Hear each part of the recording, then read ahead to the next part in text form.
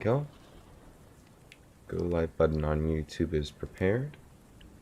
And my tea is finished steeping. Or at least it's as finished as I'm gonna let it be. Hello, good morning, good evening, good afternoon, one and all. How are you doing today? I am still warming up my voice. It has been a bit of a... It feels like it's been a bit of a slow morning, but realistically it hasn't been that much different from any other morning. I just feel slow. Oh. And of course, how rude of me. Allow me to introduce myself. Hello, my name is Mavranel. I am he of many faces, a multitude of masks to represent uncountable souls. I was here before the darkness. I was here when the darkness reigned for what seemed an eternity. I watched the first dawn glimmer across the horizon, and I stole the first soul to see that same light. I will be here through this eternity until the after comes.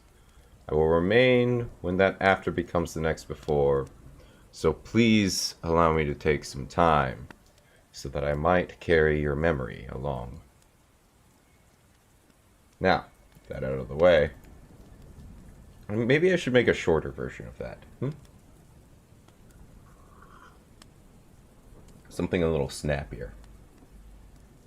Have to think about that. Ugh. In the meantime, though,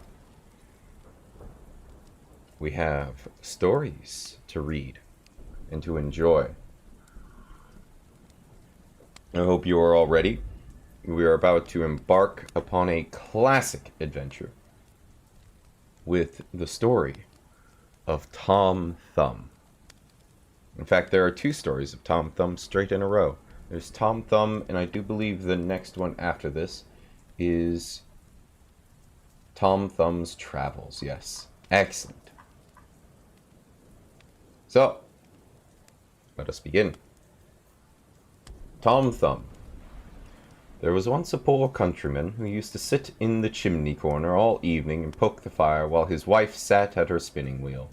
And he used to say, "How dull it is without any children about us. Our house is so quiet and other people's houses so noisy and merry." "Yes," answered his wife and sighed. "If we could only have one, and that one ever so little, no bigger than my thumb, how happy I should be. It would indeed be having our heart's desire." Now it happened that after a while the woman had a child, who was perfect in all his limbs but no bigger than a thumb. Then the parents said, "He is just what we wished for, and we love him very much." And they named him according to his stature, Tom Thumb. And though they gave him plenty of nourishment, he grew no bigger, but remained exactly the same size as when he was first born, and he had very good faculties, and was very quick and prudent, so that all he did prospered. One day his father made ready to go into the forest to cut wood, and he said as if to himself, "Now I wish there was someone to bring the cart to me." "Oh, father," cried Tom Thumb, "if I can bring the cart, let me alone for that, and in proper time too." Then the father laughed and said, "How will you manage that? You are much too little to hold the reins." "That has nothing to do with it, father. While mother goes on with her spinning, I will sit in the horse's ear and tell him where to go." "Well," answered the father, "we will try it for once." When it was time to set off, the mother went on spinning after setting Tom Thumb in the horse's ear, and so he drove off, crying, "Gee up, gee wah!" So the horse went on as if his master were driving him, and drew the wagon along the right road to the wood. Now it happened, just as they turned a corner and the little fellow was calling out, "Gee up!" that two strange men passed by. "Look," said one of them, "how is this? There goes a wagon, and the driver is calling to the horse, and yet he is nowhere to be seen." "It is very strange," said the other. "We will follow the wagon and see where it belongs." And the wagon went right through the forest up to the place where the wood had been hewed. When Tom Thumb caught sight of his father, he cried out, "Look, father, here I am with the wagon. Now take me down." The father held the horse with his left hand, and with the right he lifted down his little son out of the horse's ear, and Tom Thumb sat down on a stump, quite happy and content. When the two strangers saw him, they were struck dumb with wonder. At last one of them, taking the other aside, said to him, "Look here, the little chap would make our fortune if we were to show him in town for money. Suppose we buy him." So they went up to the woodcutter and said, "Sell the little man to us. We will take care he shall come to no harm." "No," answered the father. "He is the apple of my eye, and not for all the money in the world would I sell him." But Tom Thumb, when he heard what was going on, climbed up by his father's coattails, and perching himself on his shoulder, he whispered in his ear, "Father, you might as well let me go. I will soon come back again." Ooh, this is gonna be nice. I'm looking forward to this. Let me drink a little bit of tea, and we'll continue. This Kirkland brand Sencha matcha blend. It's so good.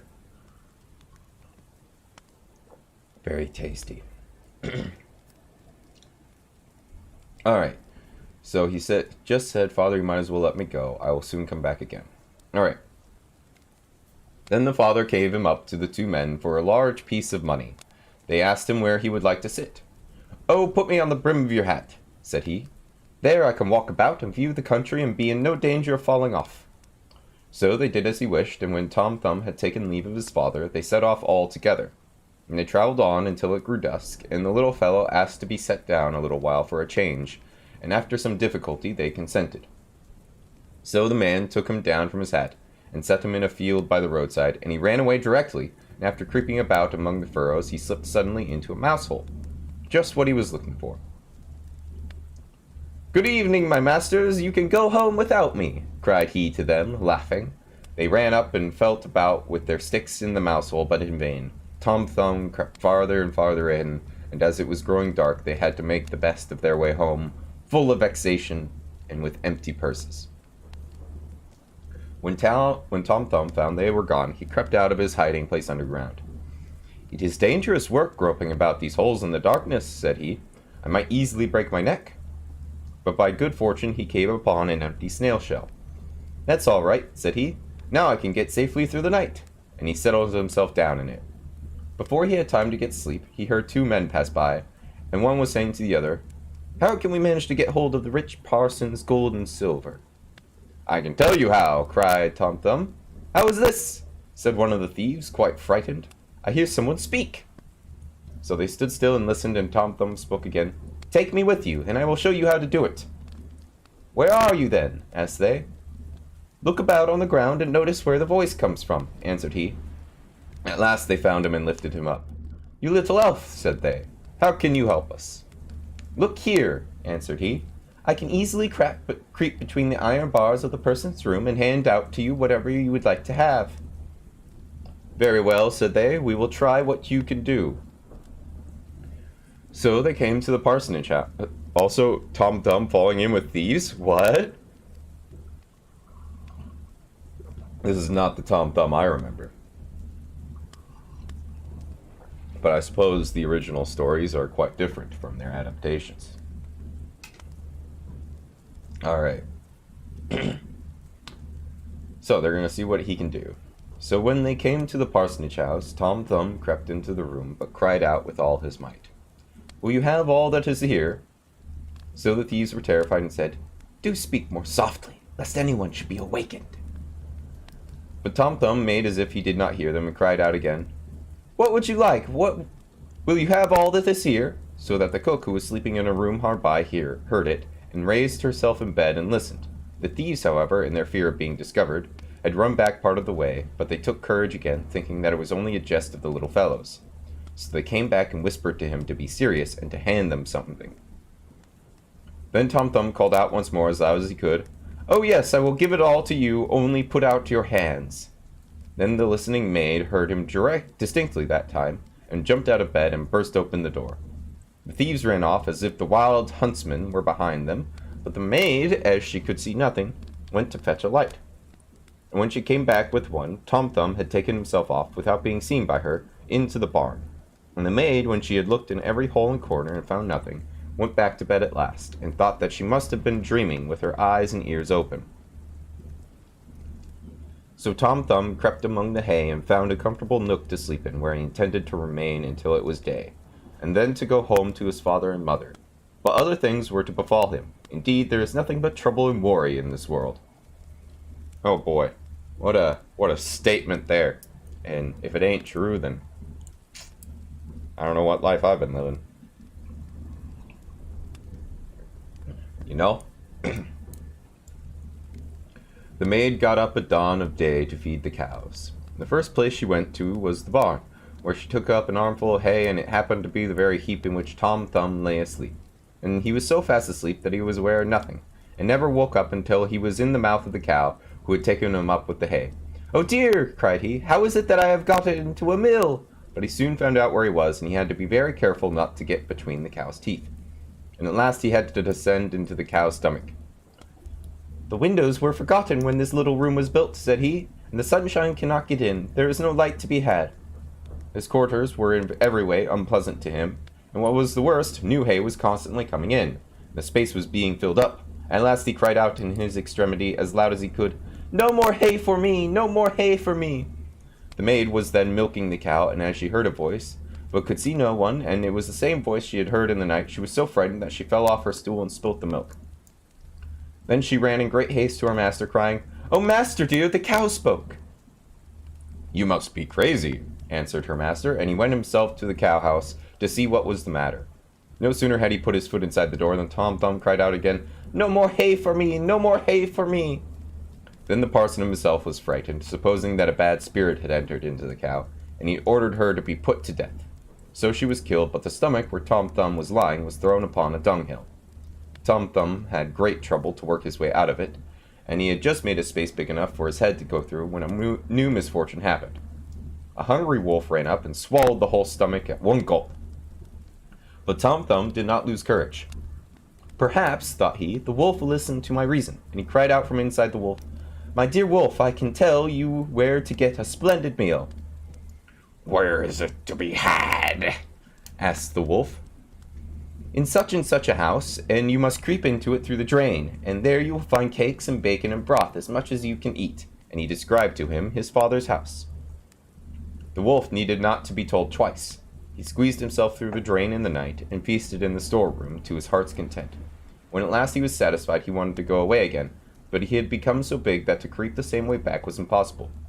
This Tom Thumb had reckoned upon, and began to make a terrible din inside the wolf, crying and calling it as loud as he could. "Will you be quiet?" said the wolf. "You will wake the folks up." "Look here," cried the little man. "You are very well satisfied, and now I will do something for my own enjoyment." He began again to make all the noise he could. At last the father and mother were awakened, and they ran to the room door and peeped through the chink. When they saw a wolf in occupation, they ran and fetched weapons, the man an axe and the wife a scythe. "Stay behind," said the man as they entered the room. "When I have given him a blow and it does not seem to have killed him, then you must cut at him with your scythe." Then Tom Thumb heard his father's voice and cried, "Dear father, I am here, and the wolf's inside." Then the father crawled out full of joy. "Thank heaven that we have found our dear child," and told his wife to keep the scythe out of the way, lest Tom Thumb should be hurt with it. Then he drew near and struck the wolf with such a blow on the head that he fell down dead, and then he fetched a knife and a pair of scissors, slit up the wolf's body, and let out the little fellow. "Oh, what an anxiety we have felt about you," said the father. "Yes, father, I have seen a good deal of the world, and I am very glad to breathe fresh air again." "And where have you been all this time?" asked his father. "Oh, I have been in a mouse hole and a snail shell, and a cow's stomach and a wolf's inside. Now I think I will stay at home." "And we will not part with you for all the kingdoms of the world," cried the parents, as they kissed and hugged their dear little Tom Thumb. And they gave him something to eat and drink, and a new suit of clothes, as his old ones were soiled with travel. All right.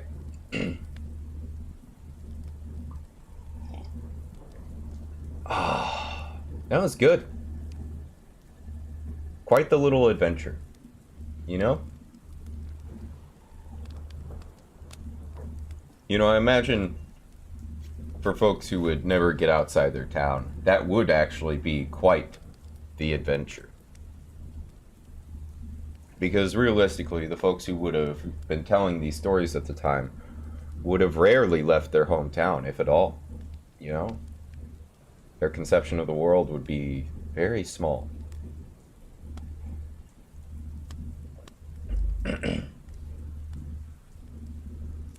At any rate, we will now be reading Tom Thumb's Travels. Oh! Sorry, I'm still, like, in the process of waking up here. Give myself a little bit of a stretch. Alright. Okay. And drink some more tea.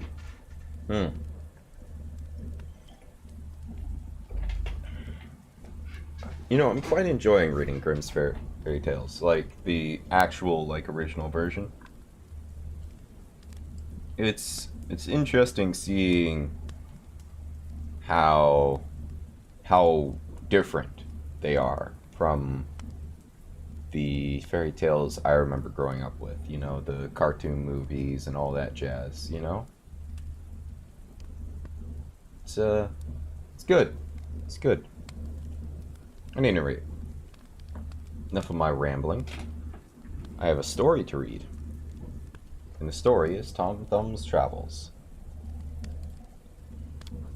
There was once a tailor who had a son no higher than a thumb, so he was called Tom Thumb. Notwithstanding his small size, he had plenty of spirit, and one day he said to his father, "Why is everyone a tailor? Why is everyone a tailor? It keeps happening." Sorry, I'm sorry to interrupt. There are no blacksmiths. There are no farmers. It's all tailors. Like the main characters are all tailors. What is with this? I don't get it. I'm gonna have to, like, look this up and see if there's, like, an explanation as to why everyone in Grimm's fairy tales that's like a main character is a tailor. Alright. There was once a tailor who had a son no higher than a thumb, so he was called Tom Thumb. Notwithstanding his small size, he had plenty of spirit, and one day he said to his father, "Father, go out into the very world I must and will." "Very well, my son," said the old man, and taking a long darning needle, he put a knob of sealing wax on the end, saying, "Here is a sword to take with you on your journey." Now the little tailor wanted to have one more meal first, and so he trotted into the kitchen to see what a sort of farewell feast his mother had cooked for him. It was all ready, and the dish was standing on the hearth. Then said he, "Mother, what is the fare today?" "You can see for yourself," said the mother. "You can see for yourself," said the mother. Then Tom Thumb ran to the hearth and peeped into the dish, but as he stretched his neck too far over it, the steam caught him and carried him up the chimney. For a time he floated about with the steam in the air, but at last he sank down to the ground. Then the little tailor found himself out in the wide world, and he wandered about, and finally engaged himself to a master tailor. But the food was not good enough for him. "Mistress," said Tom Thumb, "if you do not give us better victuals, I shall go out early in the morning and write with a piece of chalk on the house door. Plenty of potatoes to eat, but little meat, so goodbye, Mr. Potato." "What are you after? What are you after, Grasshopper?"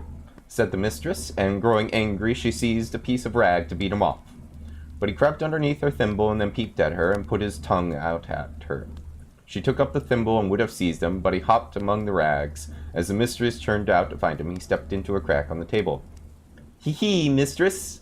cried he, sticking out his head, and when she was just going to grasp him, he jumped into the table drawer. But in the end she caught him and drove him out of the house. So he wandered on until he came to a great wood, and there he met a gang of robbers that were going to rob the king's treasury. When they saw the little tailor, they thought to themselves, "Such a little fellow might easily creep through a keyhole and serve instead of a picklock." "Holloa!" cried one, "you giant Goliath, will you come with us to the treasure chamber? You can slip in and then throw us out the money." Tom Thumb considered a little, but at last he consented and went with them to the treasure chamber. Tom Thumb falling in with thieves again. Will he trick them again? Or will he actually commit a crime?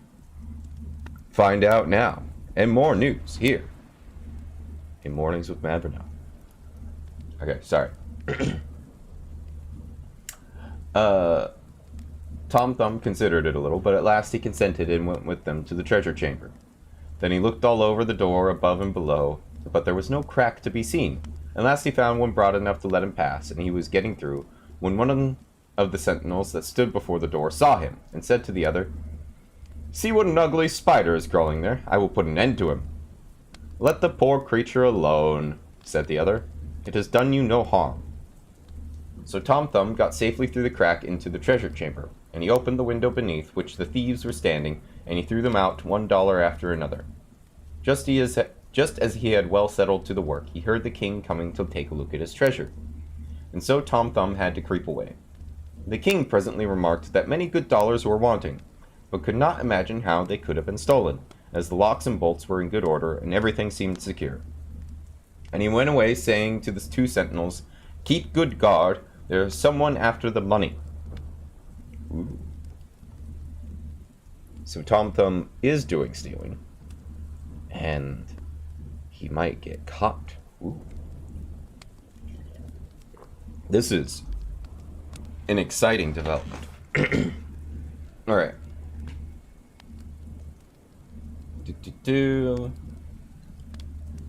When Tom Thumb had set to work anew, they heard the chink of the money, and hastily rushed in to catch the thief. But the little tailor, as he had heard them coming, was too quick for them, and hiding in a corner, he covered himself up with $1, and so that nothing of him was to be seen. And then he mocked the sentinels, crying, "Here I am!" They ran about, and when they came near him, he was soon in another corner under $1, crying, "Here I am!" Then the sentinels ran towards him, and in a moment he was in a third corner, crying, "Here I am!"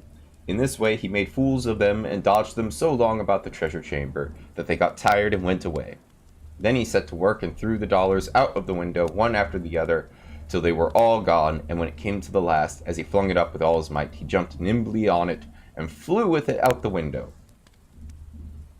The robbers gave him great praise, saying, "You are a most valiant hero. Will you be our captain?"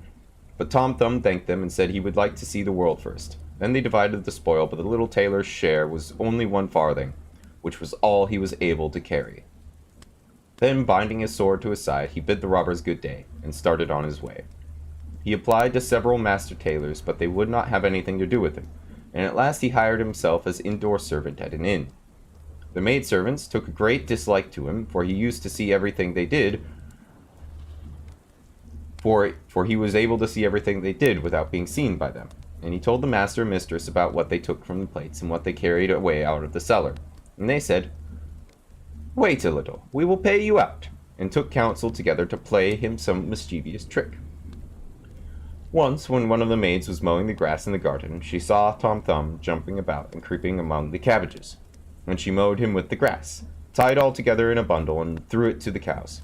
Among the cows was a big black one who swallowed him down without doing any harm. But he did not like his lodging, it was so dark, and there was no candle to be had. When the cow was being milked, he cried out, "Strip, strap, stroll, will the pail soon be full?" Okay, seriously, Tom Thumb's propensity for being eaten by cows is quite alarming. I don't remember if this ever happened in the cartoon I watched as a kid. I'll have to go give it a rewatch. Maybe that could be a good, fun thing for stream. Watching Tom Thumb. But, alright, so he cried out, "Strip, strap, stroll, will the pail soon be full?" But he was not understood because of the noise of the milk. Presently, the landlord came into the stable and said, "Tomorrow this cow is to be slaughtered." At that, Tom Thumb felt very terrified, and with his shrillest voice he cried, "Let me out first! I am sitting inside here!" The master heard him quite plainly, but could not tell where the voice came from. "Where are you?" asked he.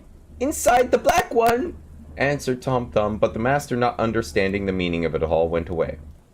The next morning the cow was slaughtered. Happily, in all the cutting and slashing, he escaped all harm, and he slipped among the sausage meat. When the butcher came near to set to work, he cried with all his might, "Don't cut so deep, don't cut so deep, I am underneath!" But for the sound of the butcher's knife, his voice was not heard. Now poor Tom Thumb was in great straits, and he had to jump nimbly out of the way of the knife, and finally he came through with a whole skin. But he could not quite get away, and he had to let himself remain with the lumps of fat to be put in a black pudding.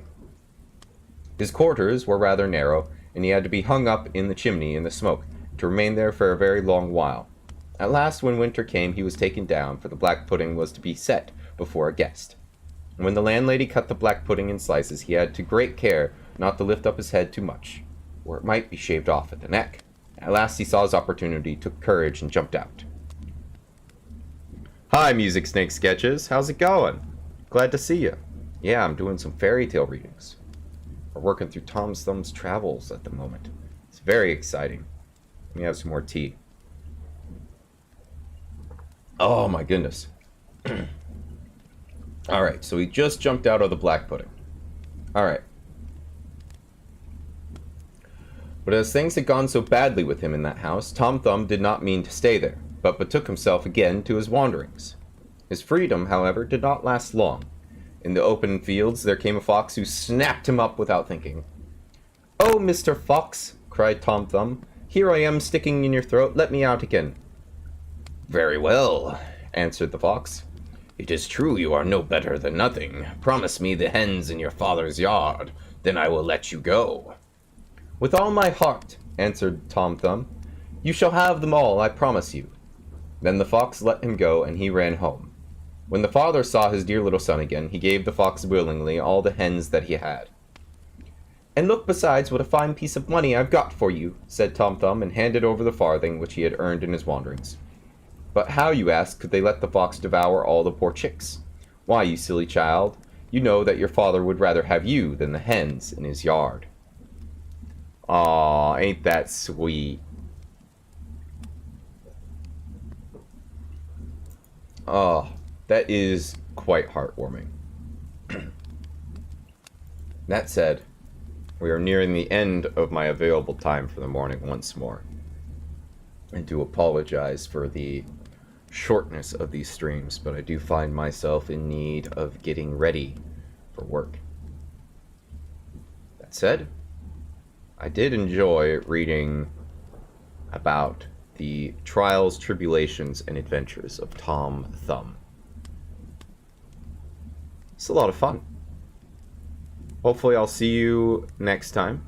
I plan on keeping these morning streams to the weekdays. So I will be with you again with these fairy tales on Monday. Later today, I'm going to test to see if I can stream High on Life. If I can actually get it to run and everything, and it runs smoothly, I will be playing that later today. If that is not the case, then tomorrow at 4 p.m. Pacific Standard Time, same time I stream, always in the afternoon, I will be streaming the test. And hopefully I'll see you soon. Have a good one. Take care of yourself.